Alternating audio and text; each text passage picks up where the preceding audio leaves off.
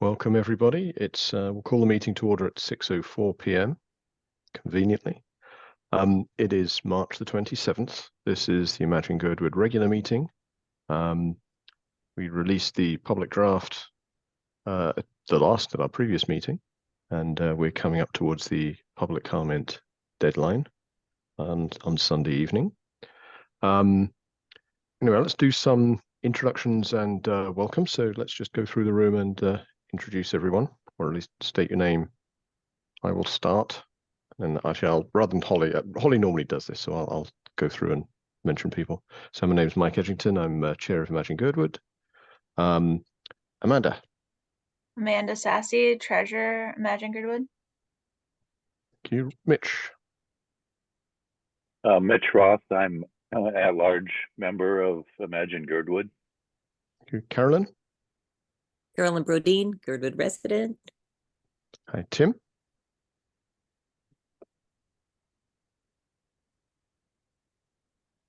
I think you're still on mute. Yeah, Tim Cabana, Girdwood resident. Thank you. Chase. Good evening, Chase Berenson, Vice Chair of Imagine Girdwood. Thank you. Shannon. Hi, Shannon. Secretary who finally made it to a meeting.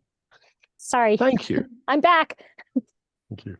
And I think we'll go through other members of the project team now. So Bree.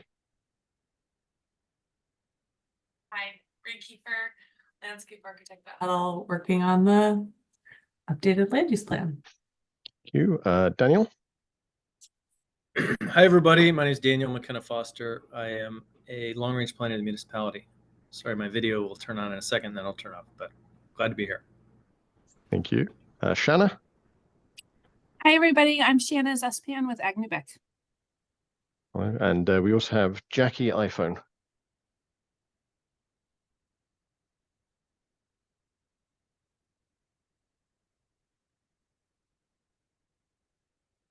Whoever's on Jackie iPhone, I'm guessing Jackie. When you get a chance, can you come off mute and just introduce yourself? And then last but definitely not least, Holly. Oh, that's kind. I'm Holly Spoth Torres. I'm with Huddle AK, and I'm managing the project. Okay, welcome everybody.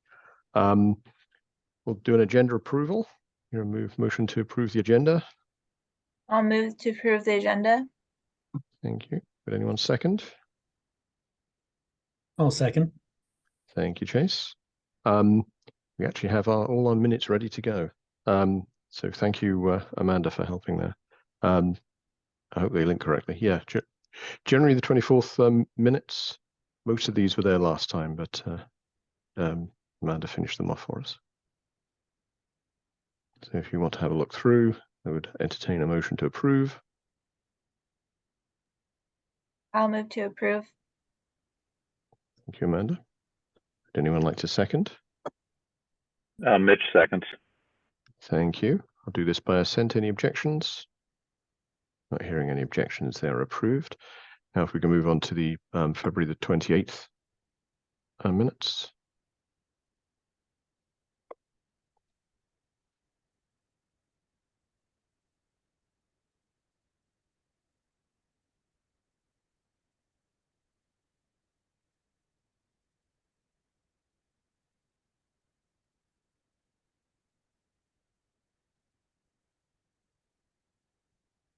Again, I'd entertain a motion to approve. I'll move to approve. Oh, go ahead. I'll second. Sorry, please. Thank you. Okay. Any objections? Not hearing any objections, are approved. Do it by assent. Okay, number 4, we did not receive any. We did receive some public comments, but they were all related to comments on the plan itself. So they will all be reflected in the plan public comments. So where we've got comments, we've either copied them into the official public comments for the draft plan, or we've asked the senders to do so. So there's nothing under item number 4. Let's move on to officer and director reports. So I will start as chair. It's been a fun few weeks. I think a lot of people have dived into the details of the plan and seen things they like, seen things they don't like. I'm definitely seeing some trends, and we'll probably get to that a little later in the meeting. I think we have a clear path from now onwards. I think the focus is trying to remind everyone that the public comment deadline is on Sunday. We have a display up at the library with the maps and a table and a draft plan there printed out. We have a couple of other plans in the library physically printed out. There's been Facebook notifications of the public comment period in multiple Facebook groups. We've got posters around town. It's been announced at GBOS and LUC meetings. I think that's we'll do, and emails been sent around to about the 450 people on our email list. So we will do the same probably tomorrow to remind people the deadline is coming up on Sunday, and then probably do the same on Saturday, at least by email. Maybe some Facebook posts just to say you've got 24 hours. And then we have some other things we'll be doing after that. But I think the focus now is just on encouraging everybody to look at the plan, comment on the plan, and get those comments in by the deadline. Okay. Vice Chair Chase. Not much to report, but I do appreciate, so many people having thoughts and opinions and wanting to communicate them. So it's good to see people being involved. Thank you. Thank you. Treasurer Amanda.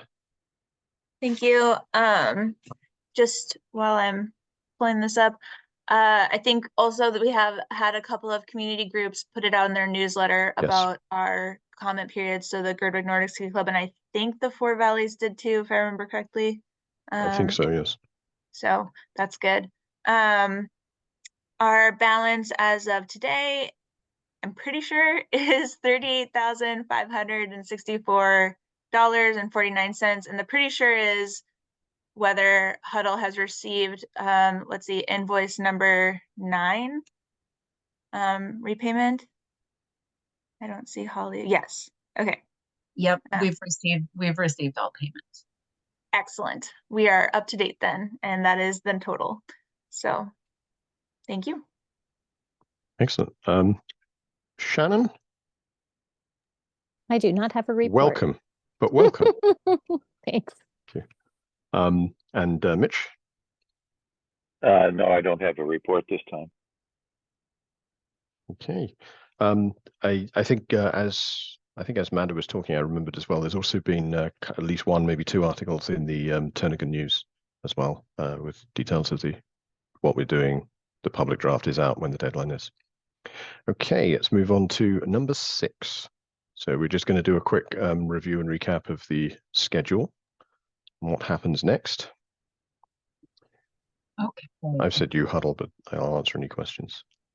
Do you want to go through the schedule, Mike, or do you want me to do it? Let's go to the last, the brightly colored one. I'll go through it briefly then. Yeah, so what might have not been entirely clear is when the various public comment periods are, when there are public hearings. So I've made it like probably obnoxiously clear here on this diagram. So we are in that first sort of light orange band of public comment. That's the primary community public comment. The deadline is the 31st. That will produce a final draft on the 24th of April. We are then having a joint GBOS LUC meeting, which is effectively acts as a public hearing. So the public can come to that, talk, LUC will vote, GBOS will vote, and hopefully we'll get an approval or support. And then it will go on to formal application for P&Z. Right now, so that's what's happening locally at the community. When it moves to the assembly, the planning and zoning and the assembly process, there's also public comment periods, written public comment periods, and then the opportunity to testify formally, either in person at the final hearing or by phone at that hearing. So we have, I don't know exactly when it starts. It starts when it's first published, but the public comment period will be at least for several weeks before the 15th of July. And then there will be a public hearing on or around the 15th of July. It might get pushed back a little bit, but we're currently expecting it to be the 15th of July. And that public hearing will be at the assembly chambers in Anchorage, with the opportunity to call in. And then when it gets scheduled, assuming it gets through planning and zoning, when it gets scheduled for the assembly, the same thing will happen. There will be a there's the opportunity to make public comments in writing, and then there will be a public hearing, which again will be in person and/or by phone. We do not have a date for that yet. We would expect that to be sometime mid-late September or early October, based on how things are currently going, but that could be there or thereabouts. So there are plenty more opportunities. Now is on the most impactful is now. So comments that get made now are going to be looked at holistically and turned into the final draft. But that is not the last opportunity. It's just the most impactful. Any questions or thoughts or comments on this?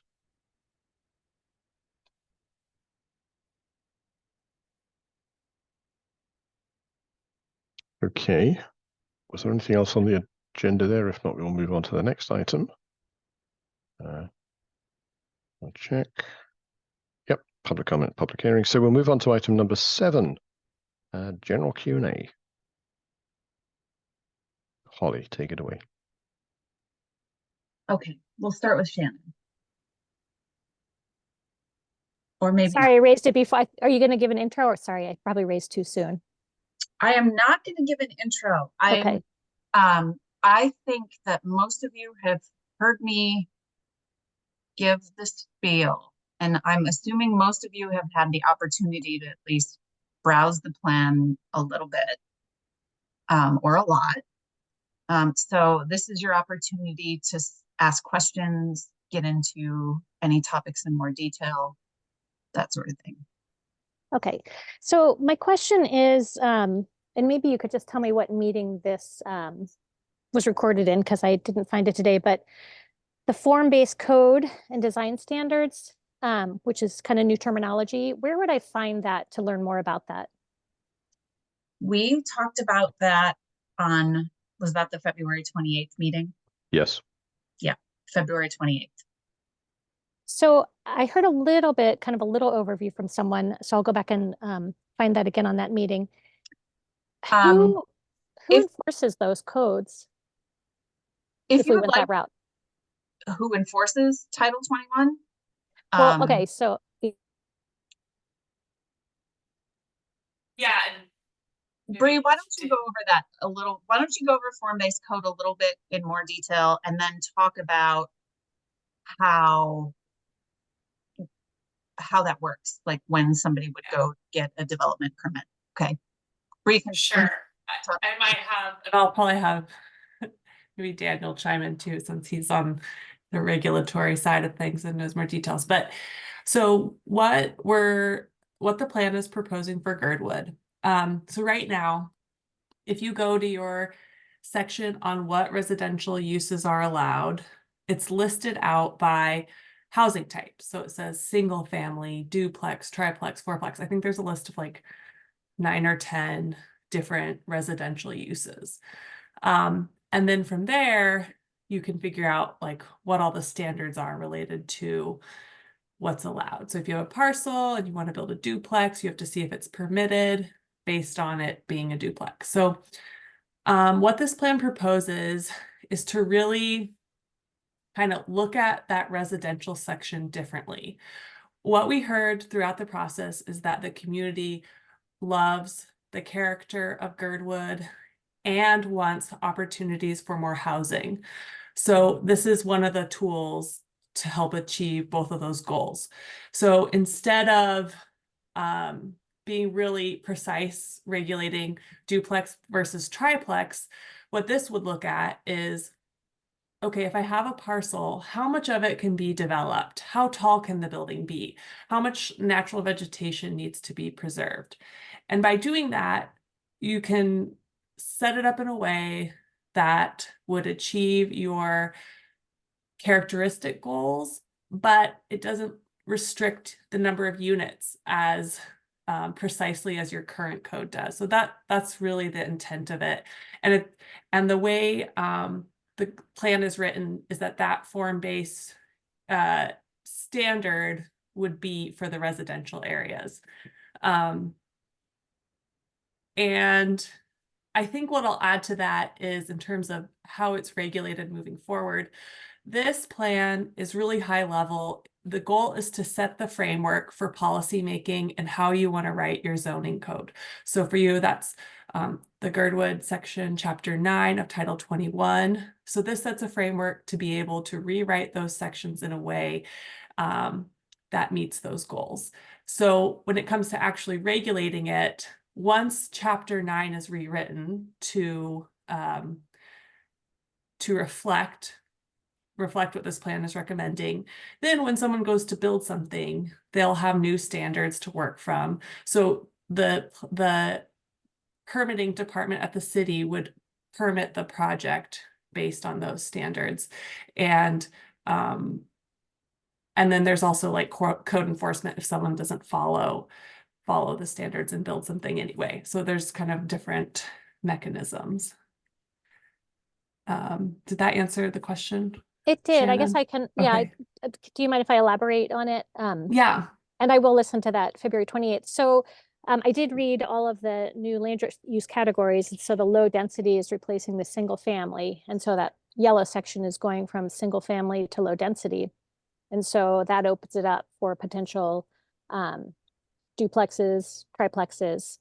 And so it seems like maybe the footprint is the same, but you could maybe go taller, or if the zoning doesn't allow that to go taller. But it seems like that wording is vague in there and broad. And I saw a lot of comments on the first draft about keeping the already developed neighborhoods with the same zoning, and or not zoning, but the same land use category. So I was kind of curious.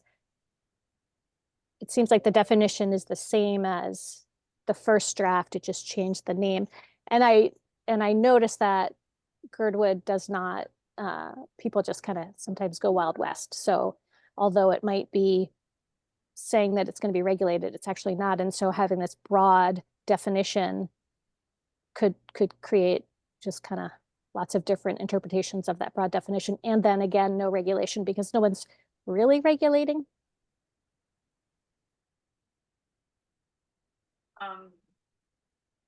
Yeah, I think, I don't know, just to add to that, yes, the first round of drafts, we presented an option with 2 residential categories and an option with 1 residential category. The idea being if you just had 1 residential category, that leaves a lot more flexibility in adding new housing. But like you said, a lot of people wanted to keep a lot of the existing neighborhoods similar to how they are currently. And so that's why we moved forward with the option with the 2 residential categories and define them as low density and mixed density. And I think the goal with the low density is that someone building something in an area that was previously designated single family, the height could be similar, the footprint could be similar, it could look very similar to what's already in those neighborhoods. But you could have more units, which would provide more housing, meet some of your overall policy goals around more housing opportunities. And it sounds like Daniel maybe has something to add to that. Yeah, thanks, Bree. I just wanted to add sort of from the planning perspective, the term single family, it's sort of a pretty old term. It comes from, 60, 70 years ago, and it's sort of imbued with a very specific idea of how things should look and this and that. But today it's just not that useful, right? Because what does a family mean? Is a family 1 person? Is it 6 people? Is it 3 people? Is it people with kids? Is it people without kids? So, and that term, it just, it's kind of an idea of what it represents, but it's hard in terms of what we can actually regulate and what's actually measurable and objective. So I think best practice generally in planning is to move away from a term like single family, just because it doesn't exactly mean anything. Like I could have a family of 10 people living next to a family of 2 people. And so for the reality of how those 2 properties, interact, or what kind of activities go on there, they might be very, very different. So the category just doesn't hold that much information. So the other piece too is that, concerns about, well, we don't regulate, or it's kind of the Wild West. That is sort of a much bigger issue that this plan can't really address. Like if there's no appetite for regulation, or there's no appetite for enforcement, then none of it really matters, right? And so You can add more rules or add less rules, but if nobody's going to enforce any of them, it doesn't make a huge difference. So whether it's form-based or the traditional use-based, which is the Euclidean, the zoning that it is now, again, in Anchorage and throughout the bowl, it's all just by complaint only. That's a decision that's kind of a policy decision that's been made. And that's kind of the way it is. But whether it's form-based or something else based, if there's no political will to do enforcement, then there's not going to be any political will to do enforcement. So generally in environments like that, where there's not much, people say, oh, there's nothing, nobody's enforcing. Then the question is, well, then why have these really complex rules if nobody's going to enforce them anyway? It sometimes creates a system where people they almost weaponize the zoning code against each other to create little complaints. Oh, well, I got you on this, you got me on that, which again is a choice a community can make. But just sort of in the broadly speaking, changing from use-based to form-based doesn't really touch on the bigger question of whether the code will be enforced or not. That's a much bigger thing that's almost as big as the community itself, saying, if we have laws, do we want to enforce them or not? But that's probably beyond what the scope of the code would be.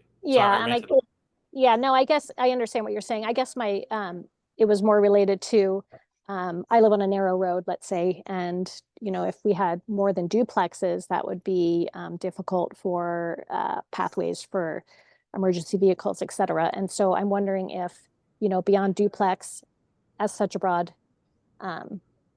definition, might be interesting, or might be useful to limit them to duplexes, because we already have ADUs also in the already developed communities.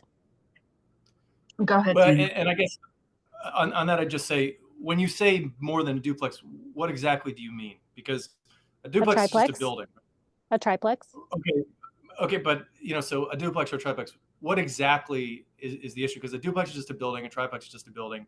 It sounds like you're talking about an issue that happens in the street, that happens when people are driving in the street or parking in the street. Well, I have a triplex in, I'm sorry, I cut you off. Go ahead. I'll just finish quickly. But again, you can have a single family home with 5 people of driving age with 5 vehicles. You can have a duplex with no people of no driving age. So as a way to regulate streets or traffic, land use types are not the best way to do it. And again, you might be getting also into some other types of impacts as well. But I'm just saying that to say we don't want duplexes, we don't want triplexes, it's hard to know what that means. Is that a question about traffic that needs to be resolved in the streets? Is it a question about noise because there are too many people? And then can you say, well, duplexes do have more people, or are the household size smaller? So, and I don't know the answer either. I'm just saying it gets a bit complicated, and using use types to sort of regulate specific behaviors doesn't always produce the results that most people like. Because again, you could have all single family homes with 5 cars at each house and 5 drivers at each house driving back and forth. Or you could have 5 duplexes with only 1 car per unit. And so there's a very different set of scenarios there, but it's not necessarily tied to the land use. So. I think my point's being missed, but I will write it down. Thank you. Mike, you have your hand up, but Shannon, I want to just add one more point to this conversation, which is what you might be getting at, is that the form-based code also is intended to limit the impact to the site, like how much clearing happens. So the same amount of impact to the site could happen whether it's a single family, a single unit, a duplex, or a triplex. So is that what you're getting at? I'm just kind of, I'm not sure if I'm articulating it well. I'm just kind of coming from the original comments that I read a lot of, that people wanted to keep the feel of their current neighborhoods that are already developed. We have all these other land areas that aren't developed, that is HLB land, for instance, Holton Hills, or behind the mine roads, that will be developed eventually. And so you're changing already developed neighborhoods.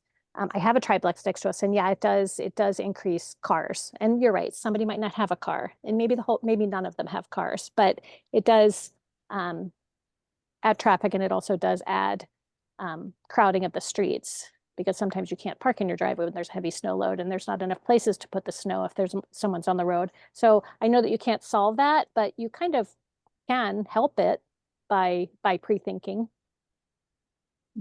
Thanks, Shannon. Thank you. Okay, we'll go to Mike next. Yeah, I was just going to follow up from partially respond and partially kind of expand slightly on what Shannon said. And then I know that Carolyn also had a comment, so we should go to Carolyn after me.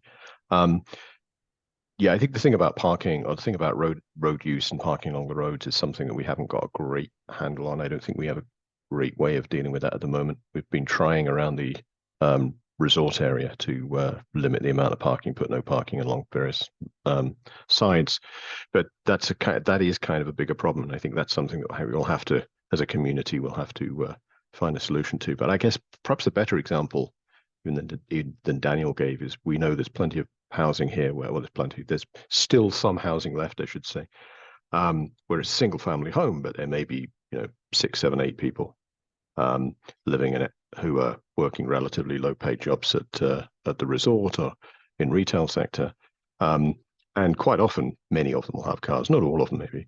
Again, if you're in the community, we have free transit, so things like transit and having better walkways between areas and things like that help, and they are in the plan, and they're also in the trails plan. So kind of from a holistic point of view, we're definitely doing things. But I used to have the same thought as well, and then I realized that duplex versus triplex is really just regulating the number of doors on the outside. It's not regulating what happens inside. So you can have 6 people living in a single family home with one main door. You can have, as we often do, a duplex with nobody living in it, or a duplex where half of it's being used for short-term rental, which generally produces more traffic. But it's not the number of doors isn't necessarily the biggest concern, in my experience so far. Actually, you're directing this, Holly, but I think Carolyn was going to put her hand up. Go ahead, Carolyn. Well, actually, I was asking because I wanted to make a comment on the previous item, the schedule, but once again, I can't figure out how to raise my hand on this. Can someone help Carolyn? Because I think my controls are different because I'm running the meeting and I can never tell people how to raise their hands. Can I just ask a quick question of Carolyn? Are you using a laptop, PC, Mac, phone, tablet? So I see under reactions where it says hand gestures, raise hand, but I thought that was only for If you click on the, we'll just do a quick bit of IT support. If rather than is there a little up arrow in the corner of reactions? Rather than click on that, click on the word reactions.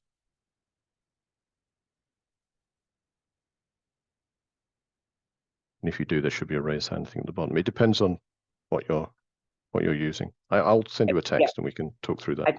No, I got it. I'm good. Okay, great. All right. You had a question on the schedule? We can go back to the schedule, Carolyn, if you want. Okay, thank you. So what we went back to, I'd like to go to where, so you come out with the final draft after these comments, and then it goes to the joint land use and GBOS meeting, and we all hope it gets approved, but if it doesn't, what happens so it can still move forward to the assembly? I mean, I would imagine that the resolution that comes out of the joint meeting, okay, it maybe won't be as simple as thumbs up or thumbs down. It might be like, this is approved with the following conditions. Okay. Which are, change this, change this, change this. And then, so that's what I would envision. I know that the Planning and Zoning Commission does that, the Assembly does that. So you could also do that. Okay, that sounds great. Thank you very much. Mm-hmm.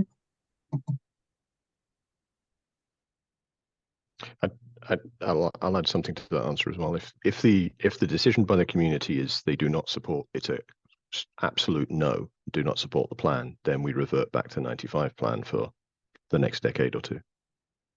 I mean, that's what effectively happens because we don't have funding to redo this from scratch. So it'd have to be if it's small changes, we can make, small changes can be made. But if it's a wholehearted rejection, then effectively we stay with the 95 plan.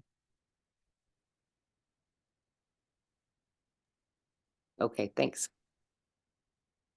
Can I just ask, we have, I think 2 people I'm not sure who they are, and we just need to keep track so we know who can vote in future meetings.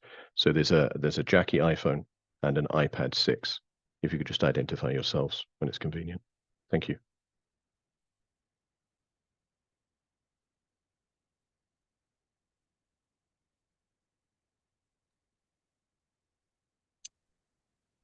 Okay.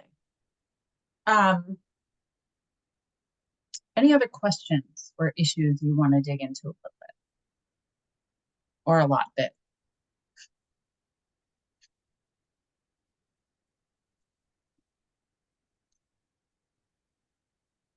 Go ahead, Mike. I've got 2, which I know a lot of other people have raised as well, so I'm going to raise on their behalf. One is, can we talk a little bit more about the Mitten, the area immediately north of the airport? So I went back through and read the public comments on the 2 plans, and I think there is a pretty strong, it's not unanimous, but there's a pretty strong sense of disagreement with having that area heavily developed. And obviously the draft map we currently have does have that area heavily developed. So being blunt and rude in my questioning, how many times do we have to say so? I mean, is there I know that what the previous one wasn't a truly formal process. And it was given general guidance, whereas the public comments now are much more of a formal process. So is the right way to think about it that comments we make now have kind of a greater weight than what happened beforehand? What happened beforehand was like kind of given general direction and guidance, whereas there's more of a formal response to these comments and questions. Yeah, I would say yes. Okay. Yeah. So past doesn't necessarily predict future then.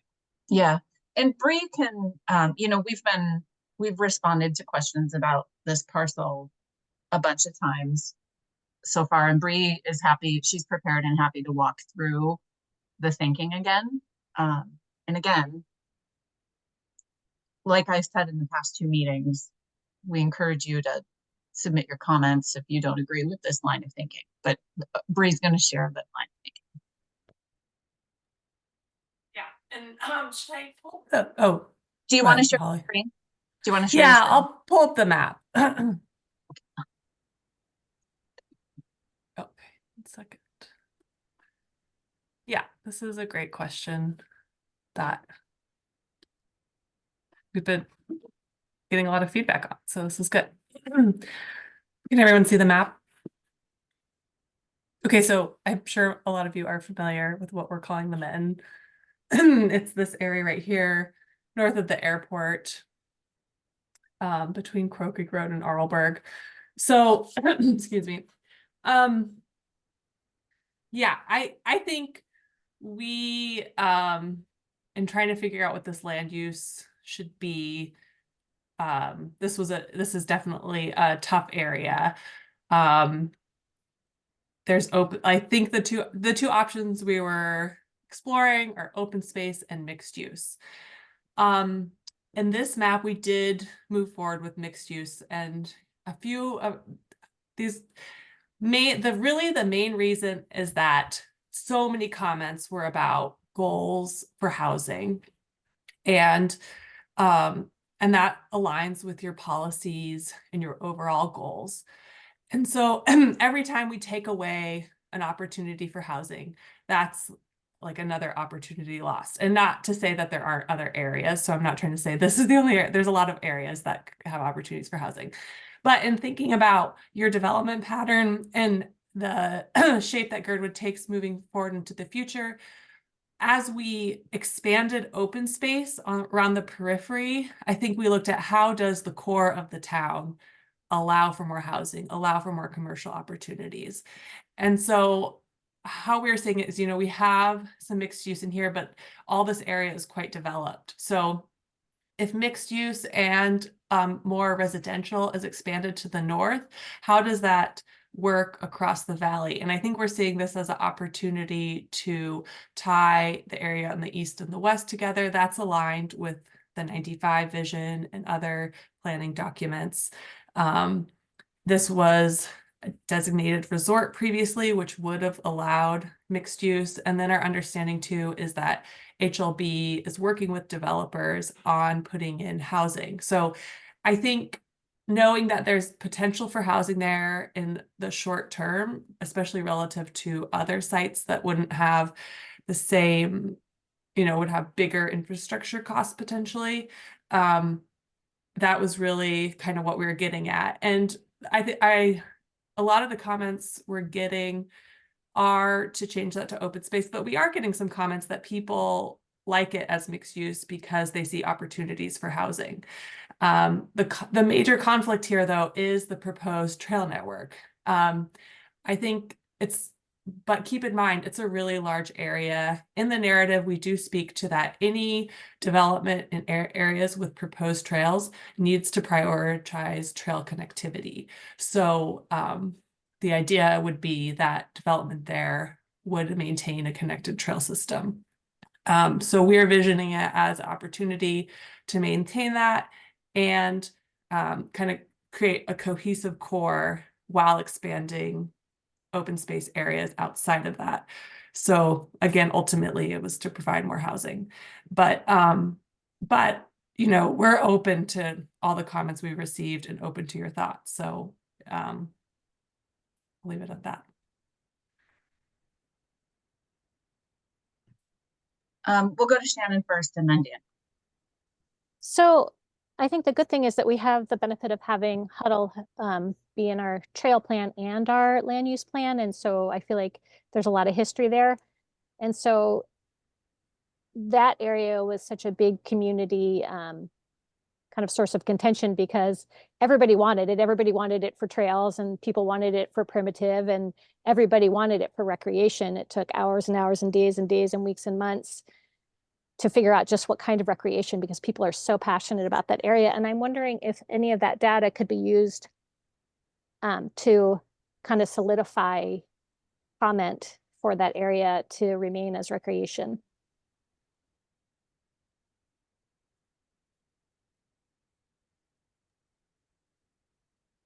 Holly, do you want to respond? Or? I mean, yes, but I think Bree has kind of outlined our thinking, which was need for more housing. Housing would be feasible there. It's also a large area. Anything that would happen there would need to prioritize trail development. So we don't think that if housing is developed there, that trails can't be developed there. It could actually be a complementary use. But again, if you don't like that concept, a neighborhood with trails, that's also fine.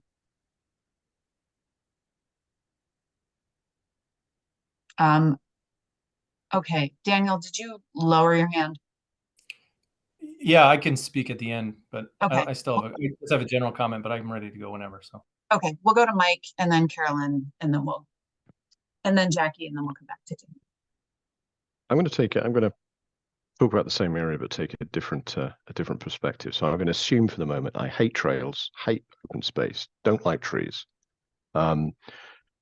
Just from a sort of how things are laid out map sense, this is kind of at the extreme end of current development of the valley. And I think I heard Bree say something about centralized, and this clearly is not centralized. So just from a sort of how things sit on a map, it's like adding another bead at the very, very end of the necklace and stretching out development across the valley rather than something more central.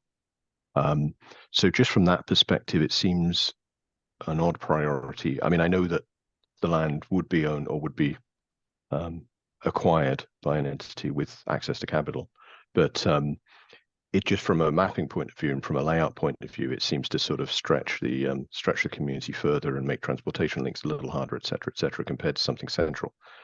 If a road and a crossing and everything else was tied to that, so it was kind of mandatory to have that east-west connection, there are still concerns about having that, I know, but I could see the argument would be stronger if there was a requirement to actually complete a loop and have some transportation network there as well. But at the moment, it would, without that, and I don't think that's in any of the plans for the developer, it sort of stretches the valley further and puts housing at the extremes and other facilities at the extremes, which seems to me like the opposite of what we're talking about when we're talking about having a more walkable and a more cohesive and sort of to some extent centralized community. Go ahead, Carolyn. Thank you. Thanks, Mike, for that.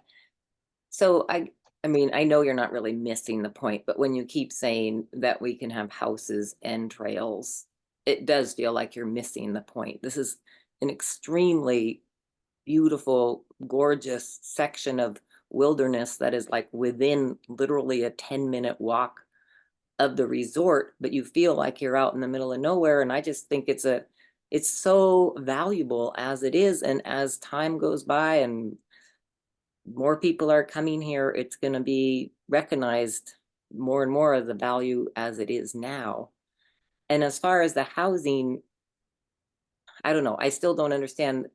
It's going to be very exclusive housing to have houses there. I don't think it adds to the bank of residential use, residential housing. There's plenty of other places for that. And it's not worth the cost of the loss to our community, as I think we've made abundantly clear that this is what we want to preserve, not some houses and with some trails near them. I mean, we argued forever whether this was going to be that with that forest loop, whether it was going to be, 3 foot wide or 10 foot wide. That's how passionate people were. It took 2 years. It's not whether there'd be houses there.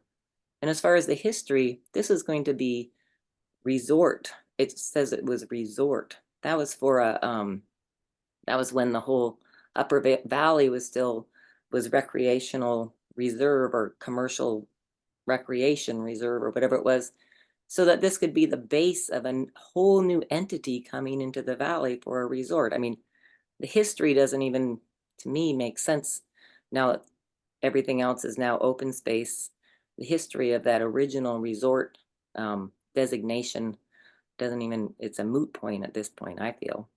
And I just really hope you listen to all the comments you're going to get. Thank you. Jackie?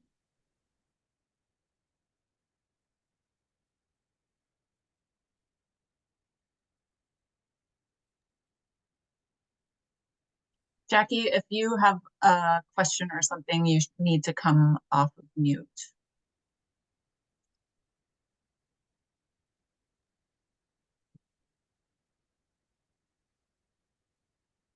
Okay.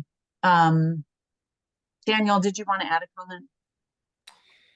Yeah, this may be the most unpopular comment, but it's a comment that I'd make for any property owner, any property, any plan, any zoning code.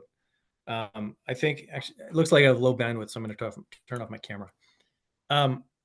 One thing I have to point out here is, regardless of what this plan says about the future land use designation for this property, the current rules that apply to the property are the existing zoning. And the existing zoning, I believe, is GRS2, which is the resort zoning. So every property owner under the zoning that exists, you have a right to use that zoning. So even if this designation was changed to parks or recreation or public lands or schools or industrial or anything, as long as the zoning is what it is, and any property owner has the right to use that zoning. And that applies to everybody. So, somebody could change the designation, the designation of your property could be changed, but you have a right to use the zoning as it exists today. So the process for changing that is a little bit more complicated, right? So you change the land use plan. If you want to change the zoning for this area in the future, you would have to go through that process where you'd have to get basically consent of the owner to go through the rezoning process, and then you'd have to pick a zone that was compatible with the new designation. And now jumping backwards, so in 1993 or 1994, when there's probably a group of people having a similar meeting to this, saying in the future, we want to designate this area as resort, and that's what it shows in the 1995 land use plan. And then they spent the next 20 or 30 years getting their zoning to implement that plan. And that is kind of where we are today, that the zoning of that parcel was sort of designated in 1995. Eventually the zoning became GRS2. And so that's why there is discussion of whatever type of development might go there. So that's not a position. It's just saying that the way the structure of this works, no matter what this designation is, the zoning is still the zoning. And until the zoning changes, the uses allowed within that zone will be allowed uses. Okay, I'm gonna go to you next, Mike, but I'm gonna say one thing before, which is kind of maybe the opposite of what Daniel said. Not the opposite, just another alternative, which is I have seen scenarios where when an area plan is adopted, certain zoning actions happen at the same time. I think that's rare. It doesn't happen all the time, but it's that can happen. I mean, right, Daniel? Didn't that happen with downtown?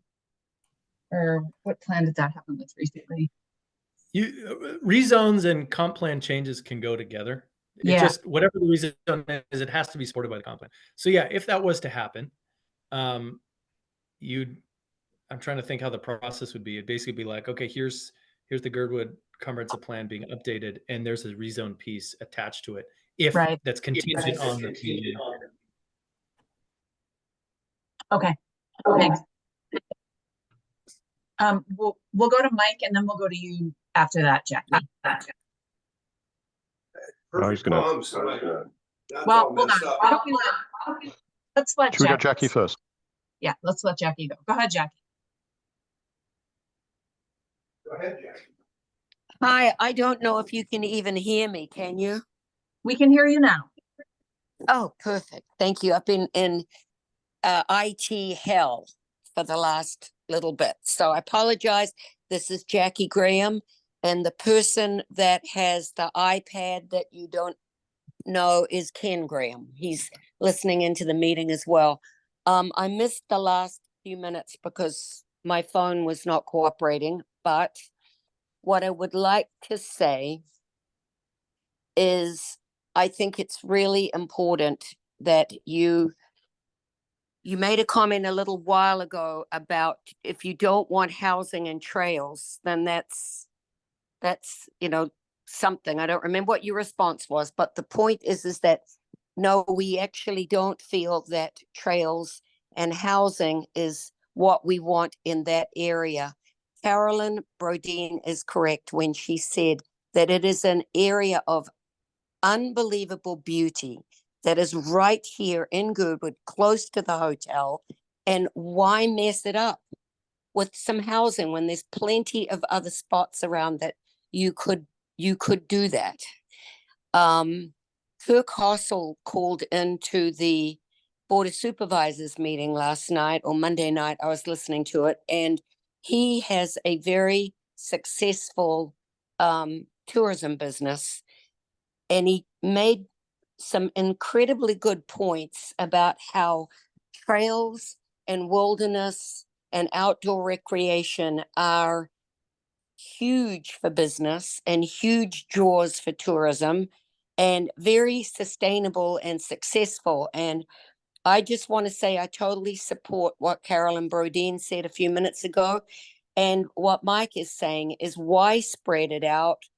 Please just take that section and turn it into the designation that we're all looking for, which I've forgotten what it is at this moment, but free space. What's the word I'm looking for? Open space. Open space. Thank you, dear. I was having a bit of a senior moment here because I'm nervous. So Yeah, that's it. That's what I wanted to say. And thank you very much for everything everybody's done thus far to get us to this point. Shannon's point is a very good one as well, that countless hours of meetings have been going on. I've lived in Girdwood for 47 years. The amount of meetings that have gone on about that area, and so I think you need to really realize that and leave it as open space. Thank you. Go ahead, Mike. I was Yeah, I'd like hoping to get on the list to explore. talk to. I was And, hoping to I explore a think- little further. Sorry, Timmy, did you have a I was question, Tim? I just wanting to get on the list, stick my hand up. I Yeah, can't why figure don't out- you speak now and I'll respond to. What's that? Why don't you go ahead? I'll cede my Oh. time to you, Tim. Yeah, okay. I just wanted to, I'm looking at this map and I just wanted to bring up a few things. Yeah, where that trail system is up in there, that's why a lot of people live in Girdwood.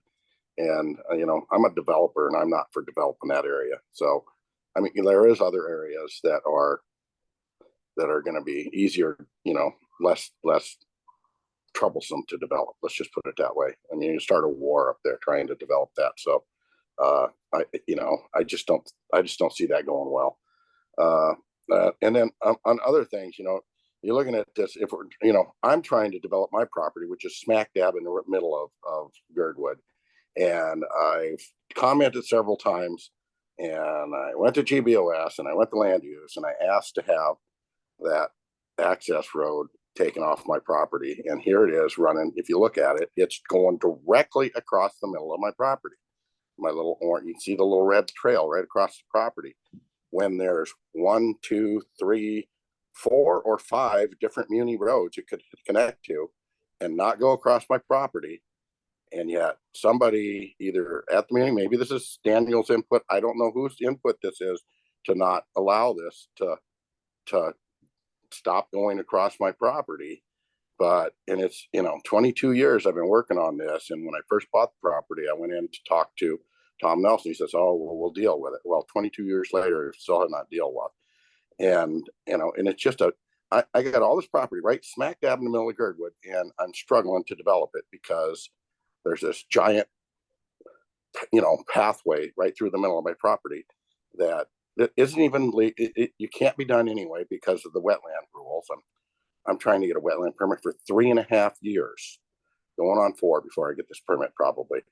And the Corps of Engineers, is not going to allow it because they have several rules. One is the least impactful, and to run that property or the road all the way up past 1, 2, 3, 4, 5 other roads it could connect to, and go through a bunch of Class A wetlands for no good reason, they're just not going to allow it.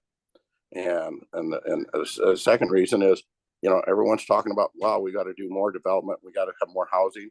Well, please let me build some housing. I'm struggling because I got a 70-foot wide by 1,000-foot long road going right through my property that's never going to be built, yet it's holding up everything I'm trying to do. And I mean, at the land use meeting, when I brought this up, we got a 28-0 vote to make this road go away. I think, Mike, you wrote the letter, the GBOS letter to the Muni, trying to get this variance through. This is the proper time to take that thing off there. I'm not even asking to do away with it. If there's someone who wants to keep this dream alive, that's fine. Just take it off my property, please. Thank you.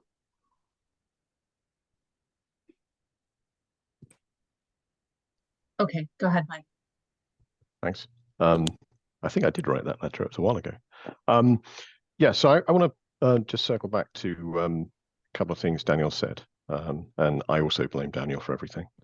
It's a joke, I do not. It's all right, I'm glad. Just most things. The first thing is, I think you've said something about the property owner. The interesting thing about this land is we own the property. It's MOA property. So, and there's this, I guess, even Girdwood residents are a part of the MOA. So it's this strange situation where we're kind of the owners and future use is being determined by people who don't own it to some extent, or at least some people perceive it that way. But the thing I really wanted push into was was this thing about how you deal with transitional issues when you have a existing land use code that says one thing, but the comprehensive plan kind of contradicts that, and there's an intent to clearly we will go through the process of updating zoning code to match the comprehensive plan. So what are the options or choices, and how do we actually act in that sort of transitional period? So I see when the Title 21 was put in, there was kind of a 2-year window really where you could use either set of rules. I don't think we'll do that, but is the intent that, is it like whoever gets in there first, if you put a plan in first, you run out of the old rules, and then when it updates, it doesn't? How does this work? Daniel, do you want to take this? Yeah, and I don't mean to be pedantic, but it's tough because with Title 21, we're talking about the zoning code. And Yes. There was a period where you could pick the old one or pick the new one.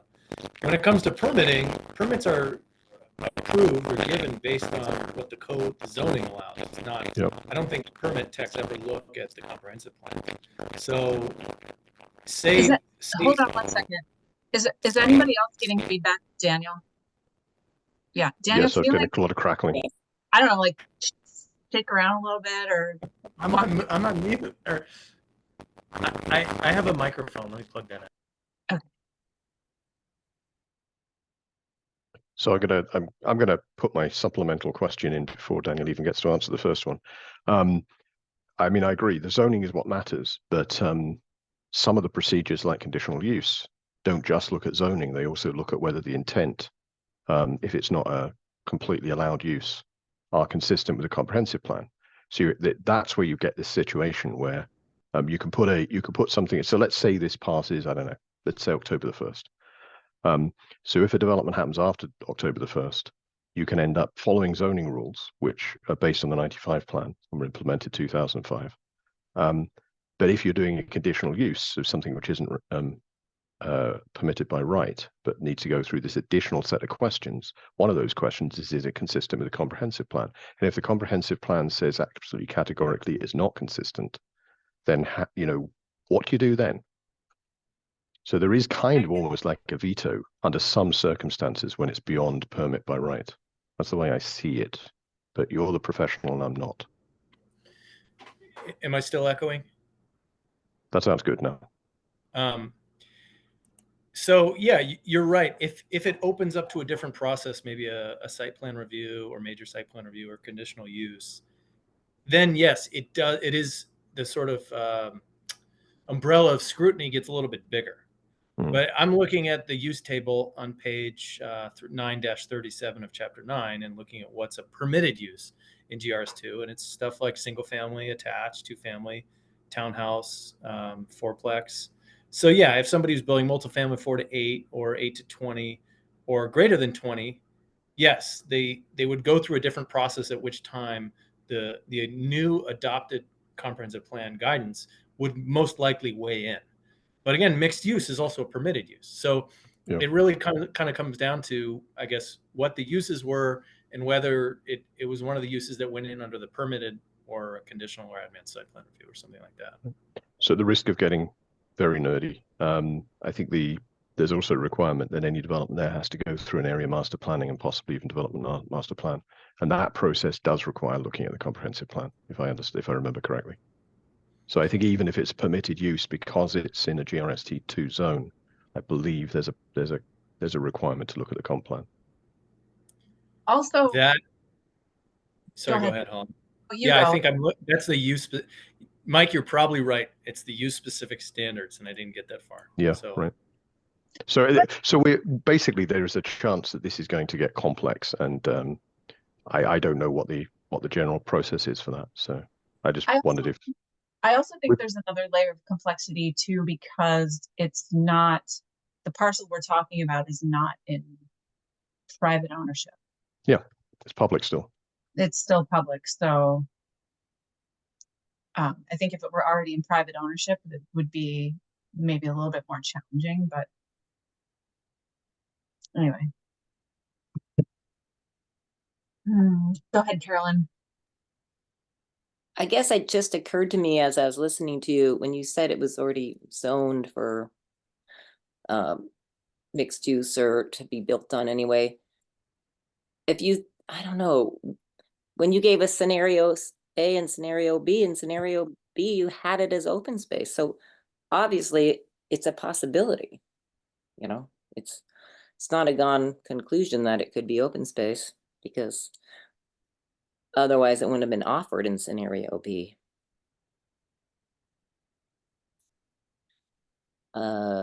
Any comment to that?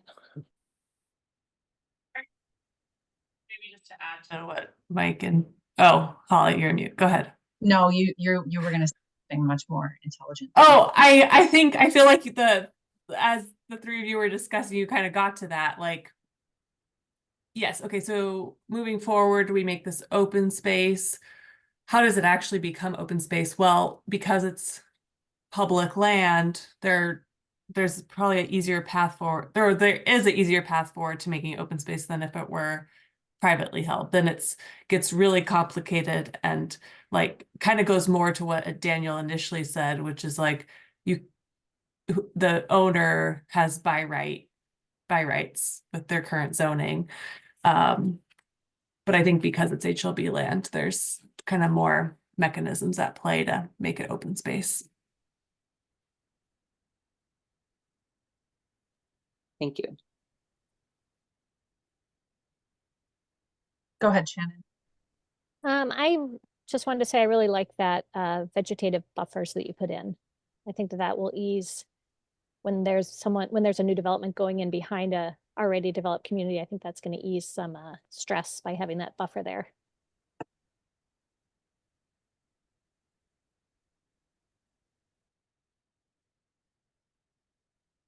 Thanks, Shannon. Go ahead, Mike. Hi, so I think we've probably covered that area, so I'm going to move on to a different topic if that's okay. If we go to the other map, the one that shows the whole valley, including the upper valley, questions come up a few times, including I think at the GBOS on which Michelle asked on Monday. A lot of the areas of the upper valley were a combination of commercial recreation for an intended significant expansion of resort land up into Winter Creek and beyond, which is a plan that I think started at least started in the 90s, maybe earlier, and went through to a study in the early 2000s. And then there was also some land to the west of Glacier Creek, which was, I think, development reserve. And one question that's been posed to me is, I think it's a great question, of does taking it away from commercial recreation and putting it into open space, how much does that preclude potential future resorts or resort type use? Not necessarily big resort, but I mean it could be small resort. It can be like Ski Talk or something. And what's behind this is this kind of understanding that as we see more and more impacts of climate change, we're going to have generally warmer winters. Maybe more precipitation, but snow reliability at sea level is going to be more questionable each year. Whereas you go a bit higher, there's a higher likelihood of getting snow. And there aren't that many shallowish mountains in the valley, but the area around sort of Notch and Sunnyside, which is the area just north of Winter Creek, is one of those areas. So the question is, does making it go from, or changing it from commercial recreation into open space basically kill off those ideas completely? And I don't know. So I'm asking the experts. Bree, I'll let you take this one. Yeah, I think, well, we would have to dig into exactly what like HLB allows in their open space. I think they allow like cat operations and guided stuff. Would they allow a ski lift and all the infrastructure associated with that? I don't think so. So I think it would take it off the table. I will double check that. But I think that, like you're saying, that was really the intent of this commercial recreation. And then these pockets of resort reserve were intended for a new resort base. So if that because it's not something that's moved forward, not that it couldn't move forward in the future, but I think that's a question for the community. Is that something you would want foresee happening in the next 20 years? I don't know. I'm kind of interested in hearing what people's thoughts are. So is one of the factors you considered that, this has been in place since 95 and nothing has happened? Yeah. Right.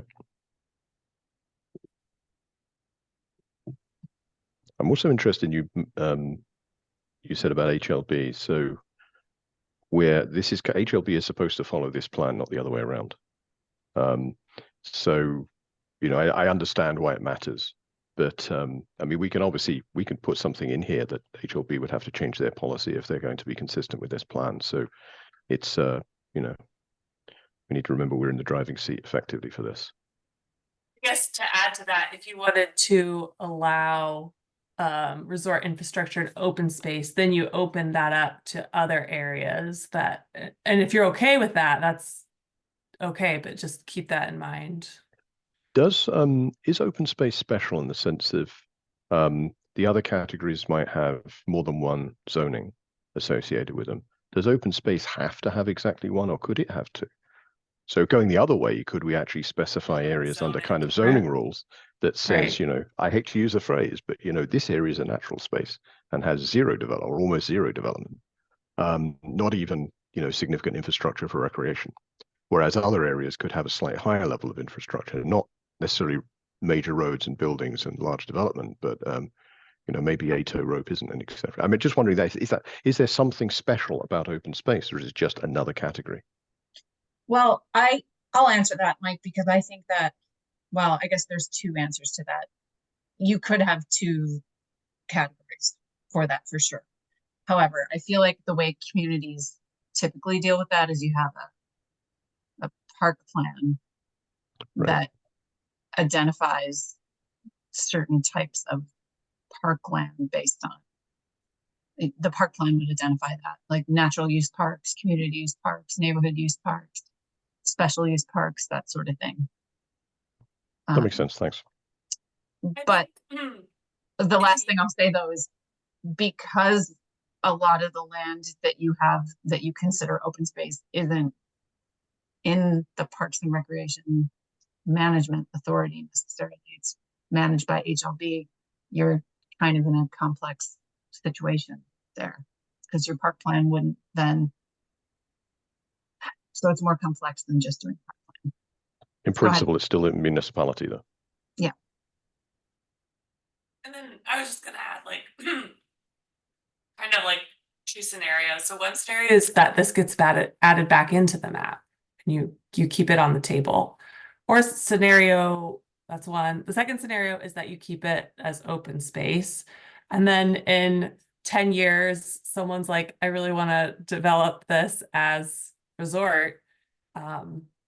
They go through a land use plan amendment. And if there's community support for that, and, I would imagine the commissions and, there'd be support through the change process. And I think either or both options feasible.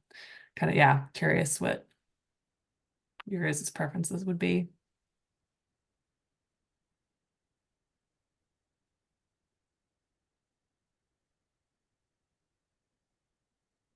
Would people want to see that remain with the resort and the commercial recreation option? Go ahead, Caroline. If you're asking, like, for those of us on this meeting, no, of course, I'd like it to be open space. It's amazing. And like you said, in 10 years or whatever, if a developer comes with a viable plan and everything, but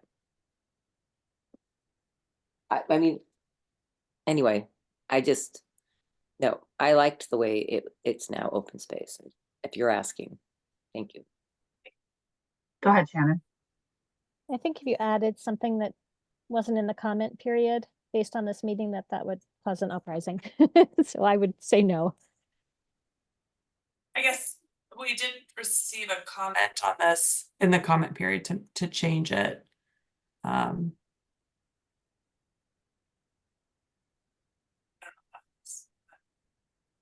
It's even getting at what you're saying, Shannon.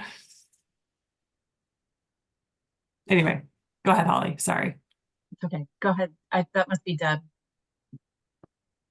It is. Thank you, Holly. I know I'm a little late to the party here, but I'm one person who would like to see it changed back. I've heard some comments, and I'm just reading through the plan. There is a lot of sense to go north into the valley and non-avalanche terrain.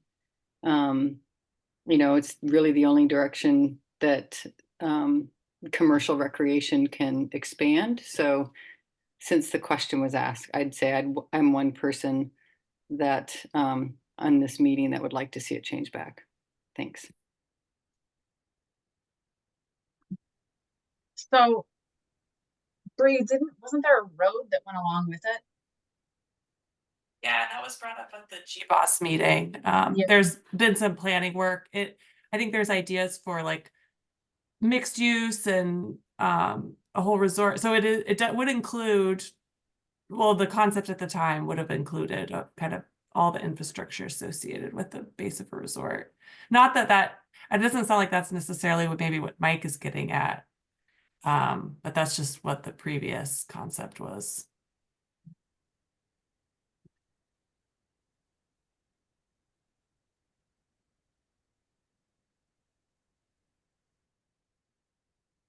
I mean, are you envisioning base type infrastructure, mixed use, commercial, housing, access roads?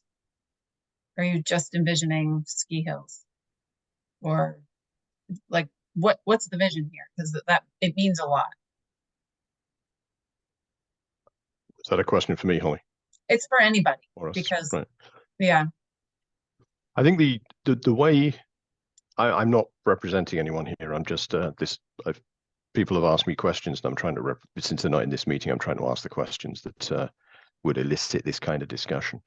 I think there isn't any plan, as far as I'm aware. There's no real plan. There was studies, and there was an attempt to bring a plan together, and there just wasn't. It probably hit the 2008 financial crisis or something. So I don't think there's anything actually on the table that's executable. I think the question is, it seems to be possible when you have a land use map on the left, and it seems to be impossible when you have a land use map on the right. And there are people who still have that dream, obviously don't like the idea of the door being closed. I think the question Holly asks is a really critical one. Would this be, if there's a specific plan that goes ahead, is it major infrastructure? I can barely hear him. Is that you, Kate? And I can't hear you now. We can't hear you. And I've got this on, and it's just not. I can't hear you. We can't hear you very loudly. I muted her. Okay, thanks. So exactly what the plan is would I think depend on how the community reacts. If it's a large development, large base, all the condo developments and everything else that go along with that, I think there'll be a very different response to if it's kind of much more of a sort of community level type exercise. And I have no idea what plan could come ahead. So I think my personal opinion is going to the extent we had on the 95 plan, where there was a large resort expected, does not make sense in the current climate. That's hence my question about, does there need to be done something? Do we need to do something now in order to not completely close the door? Or is the door still ajar even with the map on the right? And what I'm hearing is the door is kind of ajar with the map on the right, not completely closed. Because if a plan came ahead, one of the aspects of the plan would be, given the specific details of this plan, what would we need to do to change the land use map?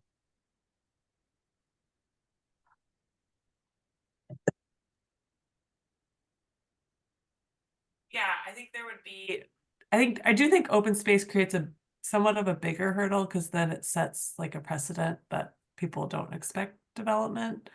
So it would have to be a plan that the community supported enough to make that change.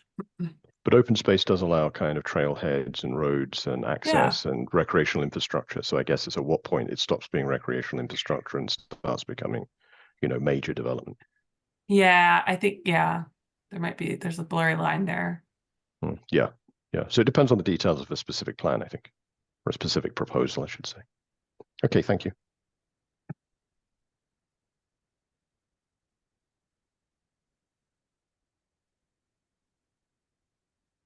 Okay, what else? I have two more, but I want other people to be able to speak.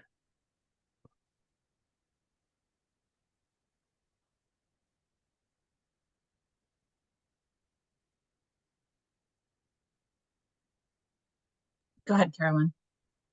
I'm sorry, I'm a little distracted because we're actually leaving for the airport in 2 hours to go see our daughter and grandkids. But so I missed a little of that.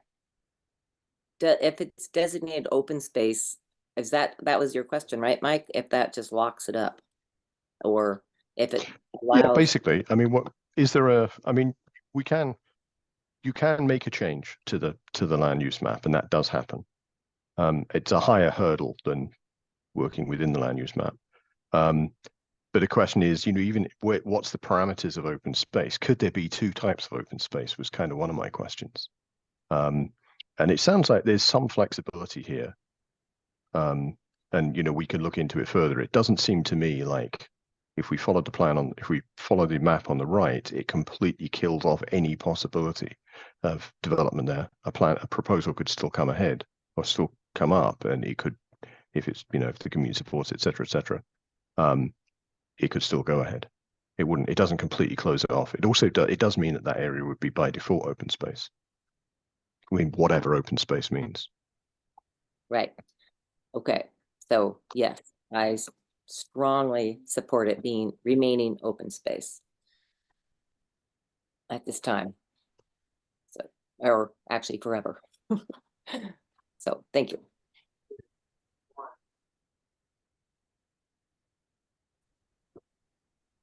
Go ahead, Deb.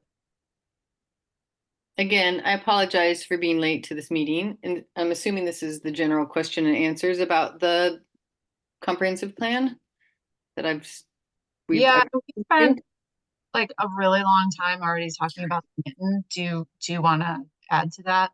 Yes. Okay. My question is, looking at the proposed roadways and the transportation plan map and the official streets and highway plan, and knowing that, and also having, you know, been part of the airport history and reading all those plans starting in 1971, and all of them show a roadway going north of the airport that connects to Alyeska Resort, and all of them show kind of more of a bubbled road that actually goes through the mitten. But I notice on the map on the right that the road is kind of drawn straight, kind of trying to avoid the mitten, and there's no road coming out of the airport that connects to the resort. And I missed, and I'm sorry, I haven't been to every meeting, but like why that decision was made, not including that road. Thanks. Bree, do you have an answer to that? Yeah, I think the intent by lowering it down is that it is right next to the airport. I think we could add a little connector road there to indicate that there should be some connectivity there. So that's something we could add. And by moving it down, the intent was to try not to kind of bisect that area. But I think something about the conceptual layout of the roads is that the final layout has to consider like engineering and stream crossings, and we can show it here, but that doesn't define the final alignment. But we can show intent. Thank you.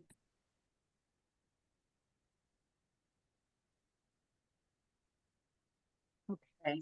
And Deb, I just want to say that we talked about the mitten a lot, but we didn't talk about the road. So that's great. Thank you.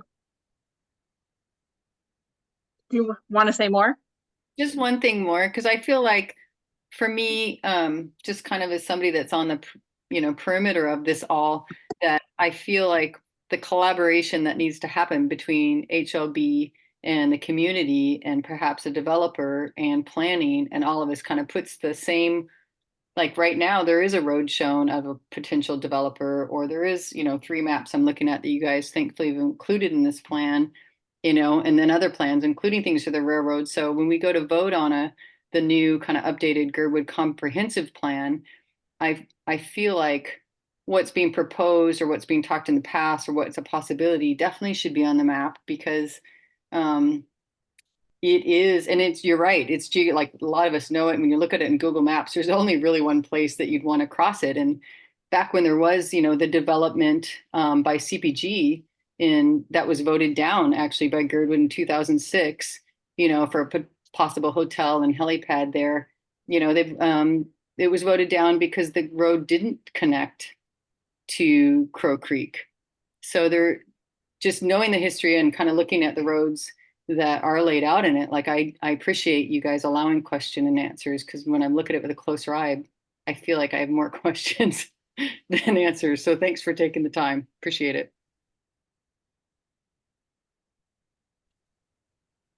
Okay.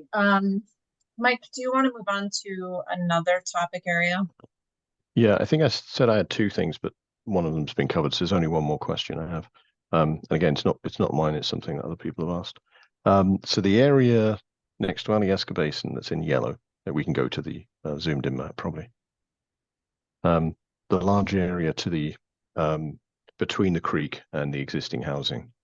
I think one of the earlier maps didn't have that in. One of the draft maps did. And we know that there's a big problem with access even along Timberline now. So would that again be conditional, or would there be some expectation in the description that that would require at least upgrade or additional road infrastructure?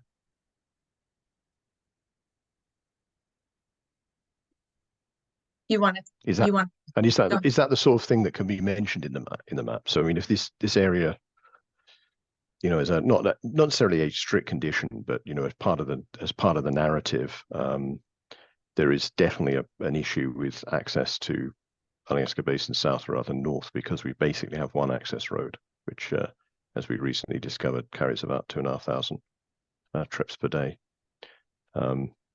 Much more than the road of that construction should. And adding probably 60-70% more housing there will obviously increase that.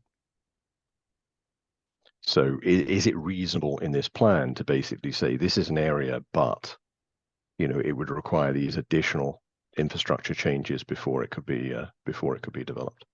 So I mean, my position is, I think some people would like that removed. Some people think it's fine as is. My personal position is just, I don't mind it being there as long as there's narrative to say that, existing infrastructure doesn't support that. There would need to be additional infrastructure. Yeah, those sorts of additional clarifiers in the narrative can be added. Okay, great. Yeah. I'll still put it as a public comment.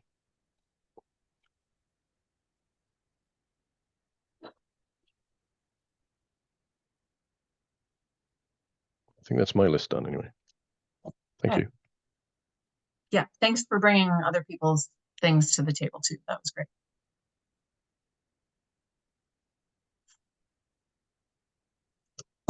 Okay. Anyone else?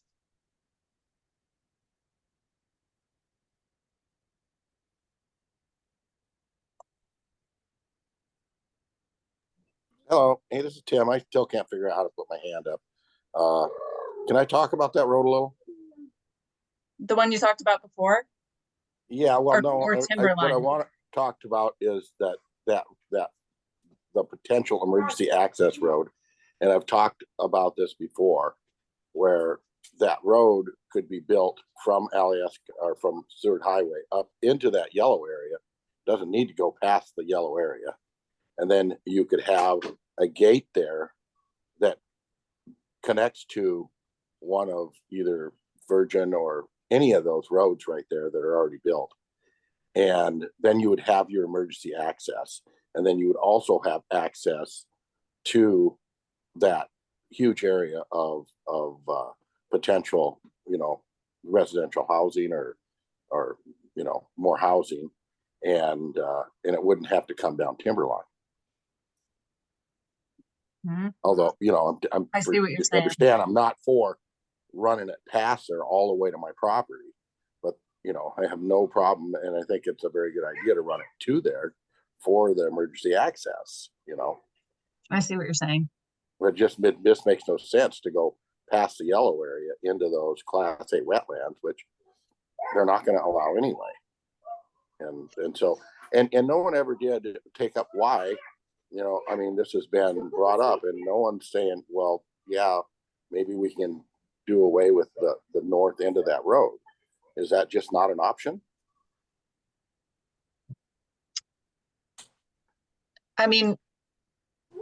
We'll see what the comments say, and we'll see what happens. I'm under the understanding that we can make recommendations for the transportation network that are different than the official streets and highways plan. So I thought, I would assume that that's what this whole process is about.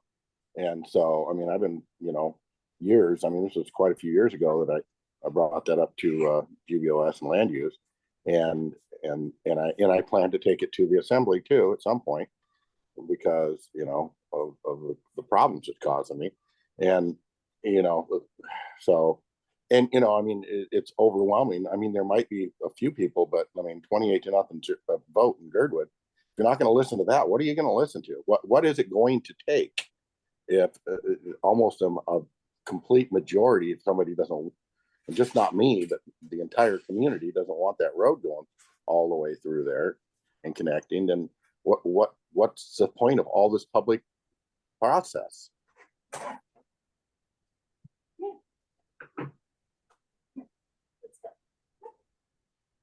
thanks, Tim. Go ahead, Deb. Thanks, Holly. I have one more question, and it's also about transportation. It's actually on the last page, 4-16, in the transportation goals, T5.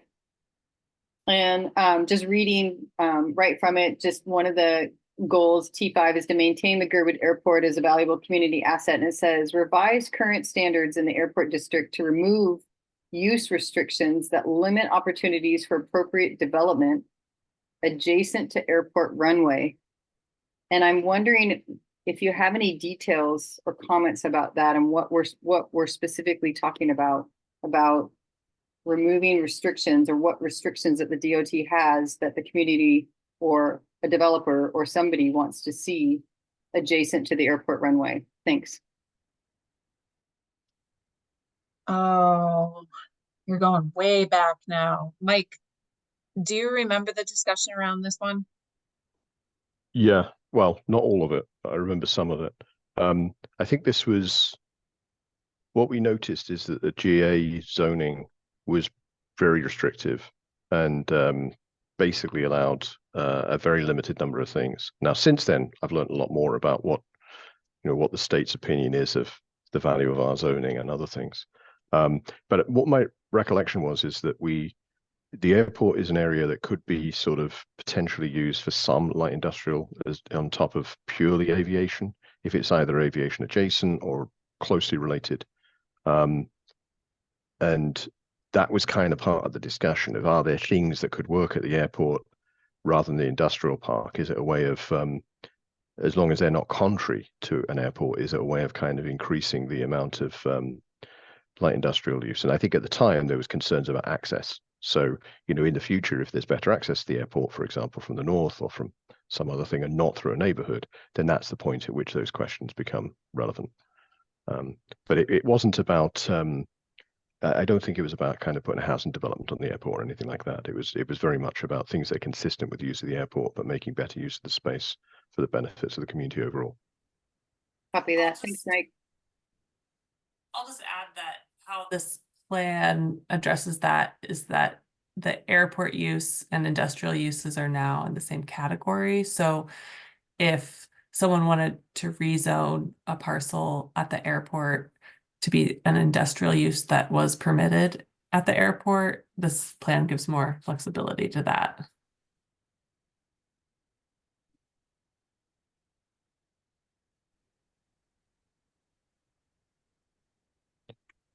Having promised I didn't have any more things, I do have one more thing. This is about land suitability and some questions around that and resiliency. So the last couple of months, there's been some interesting discussion about levees within the community.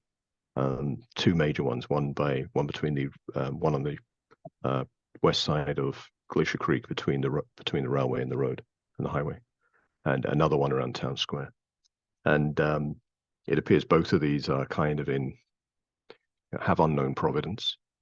So exactly how they're constructed, what's inside them, what their design was, how long we expect before they fail, these sorts of things nobody really understands. We don't touch anything like that in the plan, and I'm wondering if we should, even if it's just to identify there are things which are unknown, and there should be an action to better understand them.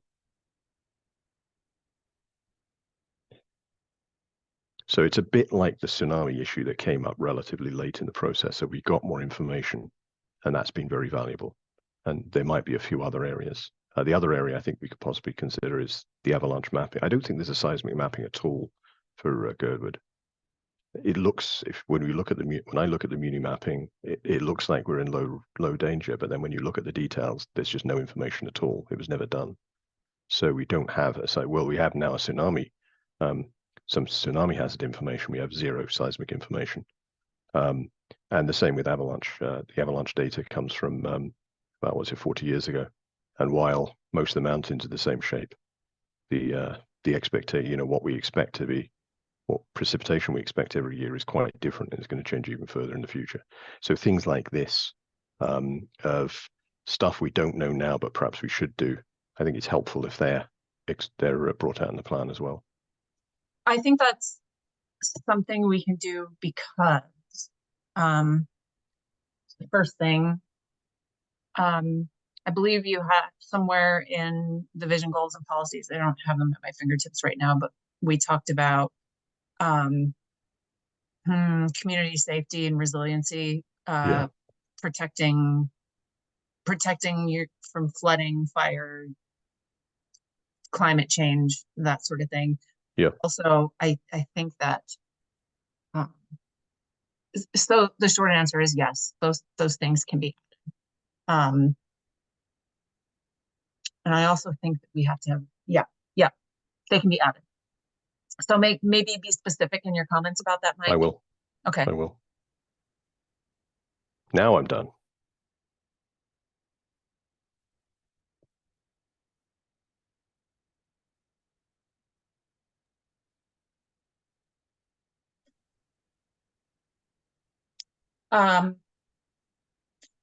So Huddle staff were already digging into the comments, and I haven't checked in.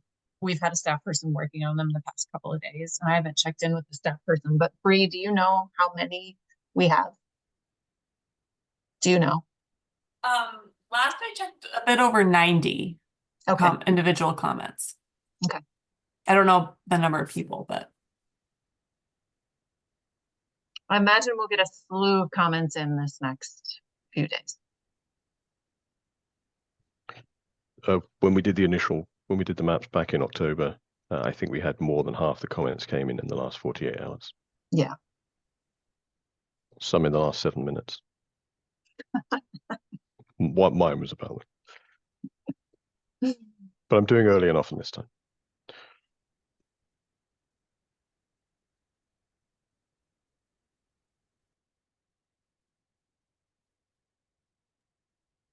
Okay, well, do you want to continue on your agenda? Yes, please. Thank you very much. It's been a great discussion. I'm down to one screen, friends. So Yeah, bear I think the next thing was talking about the photo image contributions. Yeah, community sourced artwork. Photos, final draft and plan. So we mentioned this last time in the last meeting about having a basically asking the community. We're probably going to keep focus on the public comments at least through the weekend, and then once public comment is closed on Sunday night, I think we could sort of do a push on saying, right now, you know, your next task, neighbors, is coming up with you know, if there are photos or images or things you think represent the valley, you know, give them to us. We'll put them. We may put them in the plan. So we might do that after the weekend. But there is I have put together a sort of method for doing this. And there's in fact, if you take I think Where it's is it? active. No link yet, but it is there. If you go to the path at the top of the URL and replace the word home. So just take out the word home. And then I think it's something like contribute_images. I'll double check. It's something very close to that. Woo! There you go. The hidden stuff. We've already had one beta tester. Kate Sandberg went through this for us and corrected my English and also checked it worked. So this basically is a page if people want to contribute either photos or artwork or anything, and hopefully we'll also get some. I think hopefully we still have some of the images that were created by you know, the youth in the community during the early town hall when we did the survey. So this basically is some guidelines. Most of this is stolen from KMTA. I spoke to KMTA and they were happy with us stealing their language. So this is both a sort of set of semi-formal things that give us the right to use images. There's some complexity when people are shown, which is what the model release is. And then a page, if you click on upload your images through this form, and then we'll come back to the data issue in a minute. If you click on this, there's all right, yeah, you have to, because we want to be able to track down who, or we want to be able to identify clearly who is, Sorry, do guys. you want to not share for a while just so we don't see your passport?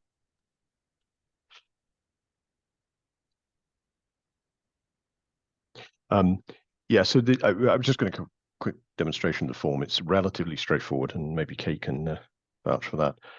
It basically is you fill in some basic information, basic contact information. It does record your email address, so we kind of know who the individual is, or at least we know who their email address is, and it allows you to upload images. It should be relatively easy. There's some complexity when you have photos of identified, you know, one or two identifiable people who are kind of facing the camera and are clearly the subject of a photo. We need to go through a model release process, but that's also built in as well. I expect what we'll get is a lot of landscapes. But the questions really are, I wanted to show people how this worked. We will try and get the word out, and we should just verify, particularly with Holly, what date we use for end of contributions. Okay, thanks for There we bearing go. with me as I logged into my password Yep. manager. Yep. So because we're using Google Forms, it does, and I did set it up as mandatorily capturing the email address. So that email address is actually called to the top. You have the option of not recording it. You can say I don't want to record it, and it will then not let you go any further. And then it's just name, phone if you want to. You can upload a file there, provide a brief description, which is a caption. If you say yes to there are identifiable people, it takes you to a bit more information, and you can download a form, get it signed by the model, and then upload it again. If you click no, then it just gives you the last couple of things you have to agree to, and then you press submit, and it all appears in a spreadsheet, which we can see and use the images. Do you want me to show the spreadsheet too? There's some information in there. There's phone numbers in there, so I wouldn't do that. Okay. Because this is going on YouTube's. Actually, I can show it. I can hide those and then show it. 1 second.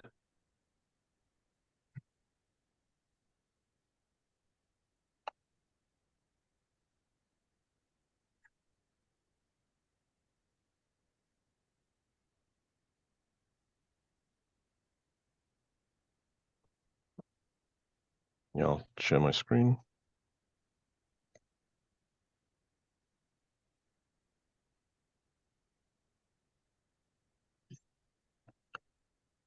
So yeah, what this does is basically puts things directly into a spreadsheet we can see. And then actually I'll find a much better picture. I like this one. So Bree, while Mike's pulling that up, can you think about like when it makes most sense for us to have these? Oh yeah, that's gorgeous. Yeah. It's actually from Kate. She did beta testing, but I think it's very lovely because it shows that whatever you do, the forest.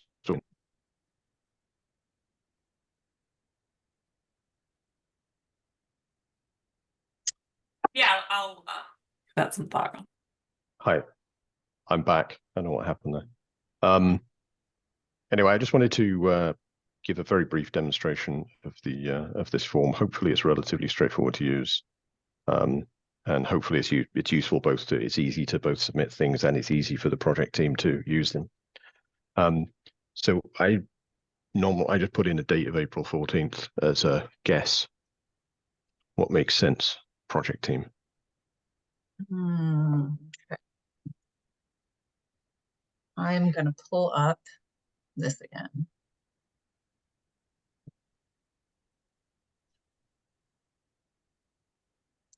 I mean, I think April 14th could work. Do you, Bree? Yeah, I think it's fine because we have placeholders for images.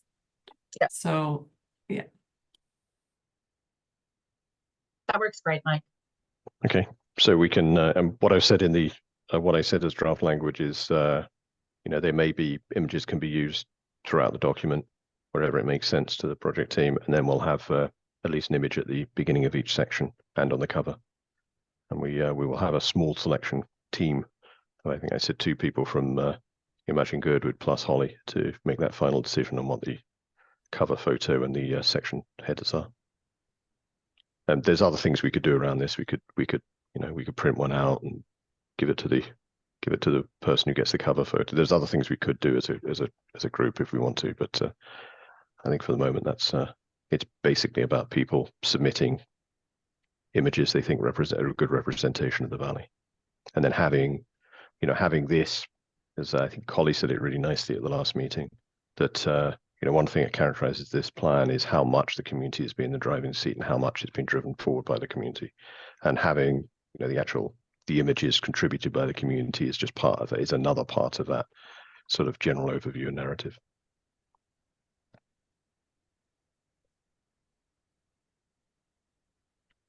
That's all I had. Mitch, did you have a question? Oh, sorry, Mitch. Oh, no, that's perfect. Yes, I wanted to compliment Mike on putting that all together. And yeah, I think it looks great. And the only thing that's maybe missing is that this is still a secret that we're doing all this. Because I went out to I looked at the Imagine Girdwood homepage today, and there's no reference to anything about the Correct cover art, and I think it's not too soon to put up some like coming soon, save your photos, think about art, cover art photos desired, and you don't have to have the link there in order to announce it and get people thinking about it. But you could just say that submissions accepted beginning whatever date, right. April 14th. That makes sense. Whatever you decide on, but get the word out, and hopefully maybe there'll be an update to the latest news, because the item listed there is from February, headline. Yeah, I think it was the announcement. It was the announcement of this, of the, of when this was released, the draft was released. Yeah, we can do that. I think we're going to remind, as I said earlier, there'll be a reminder sent out, at least on email and Facebook posts and everything else, saying that the deadline for public comment is coming up. That's a great time to do the coming soon as well. Thanks, Mitch. Good suggestion. Right, but so when people go to the homepage to look for more information or how to do it, we want to have all this information there. Yes. Already. So, okay, Yep. that's all I had to say.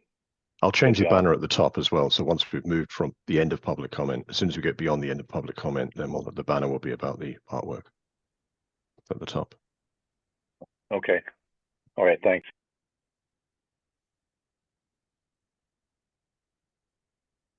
Okay, so there's no other comments on that. I think we can move to public, another public comment. So basically anything that's that we haven't already covered.